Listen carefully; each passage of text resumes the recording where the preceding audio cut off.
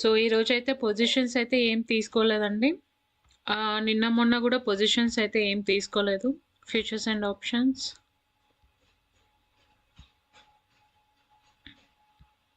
మీరు చూస్తున్నట్టయితే 16 to 18th అయితే ఫిల్టర్ అయితే చేశాను. ఏం పొజిషన్స్ అయితే తీసుకోలేదండి. సో అందుకే వీడియో అయితే అప్లోడ్ చేయలేదు. ఎందుకనంటే మోస్ట్లీ మనం అయితే బ్రేక్అవుట్లోనే ట్రేడింగ్ అయితే చేస్తాం కదండి. సో నిఫ్టీ అయితే లాస్ట్ 3 days నుంచి అయితే ఫాలో అవుతూ వచ్చిందనమాట. సో అందుకే ఏ ట్రేడ్ అయితే తీసుకోలేదండి. సో చాలా మందికి ట్రెండ్ లైన్స్ ఎలా గీయాలో అయితే తెలియదండి. సో ఈరోజైతే ట్రెండ్ లైన్స్ ఎలా గీసుకుందాం అనే టాపిక్ మీద అయితే మీకైతే ఎక్స్ప్లెయిన్ అయితే చేస్తానండి. ట్రెండ్ లైన్స్ అనేవి చాలా ఇంపార్టెంట్ టెక్నికల్ అనాలిసిస్కి. మనకు మెయిన్గా కావాల్సింది ట్రెండ్ లైన్సే అండి. కరెక్ట్గా ట్రెండ్ లైన్స్ గీస్తే విన్నింగ్ రేట్ చాలా ఎక్కువగా ఉంటుందన్నమాట. మనకి ప్రాఫిట్స్ వచ్చే అవకాశాలు కూడా చాలా ఎక్కువగా ఉంటాయి. ఫస్ట్ ఏమైనా 2 టాప్స్ కానీ 2 బాటమ్స్ కానీ ఐడెంటిఫై అయితే చేయండి. సో ఇవి 2 టాప్స్ అయితే ఐడెంటిఫై చేశాను. ఈ రెండింటిని కలిసి గీయడమే ట్రెండ్ లైన్ అండి, అంతే ఏం లేదు. సో ఈ 2 పాయింట్స్ని కలిసి అయితే నేనైతే ట్రెండ్ లైన్ అయితే గీస్తున్నాను. ఒక నిమిషం.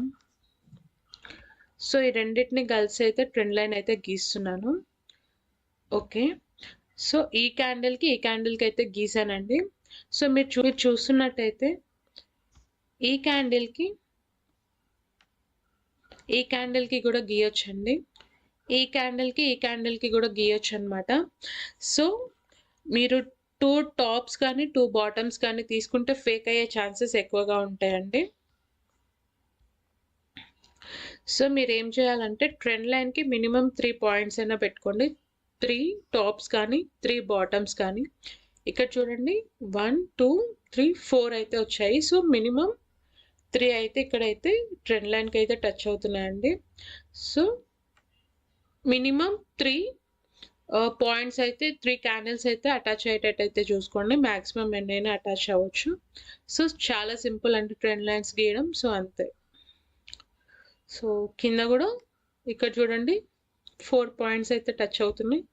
సో వన్స్ ఈ ట్రెండ్ లైన్ బ్రేక్ ఇచ్చిన తర్వాత క్యాండిల్ అయితే కిందికి అయితే మూవ్ అయింది. అండ్ ఇంకా చూద్దామండి.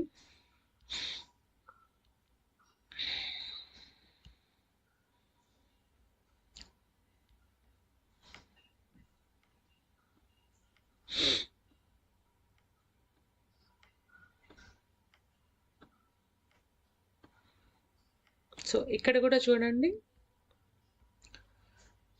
సో చాలా క్యాండిల్స్ అయితే ఇక్కడ అయితే అటాచ్ అవుతున్నాయి.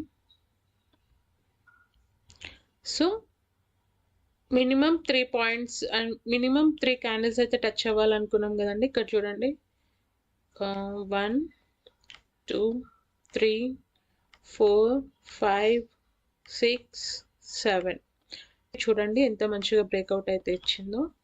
సో ట్రెండ్ లైన్స్ గీయడం చాలా సింపుల్ అండి. మీకు ఎగ్జాంపుల్స్ కూడా చూపించాను. సో ప్రాక్టీస్ అయితే బాగా చేయండి.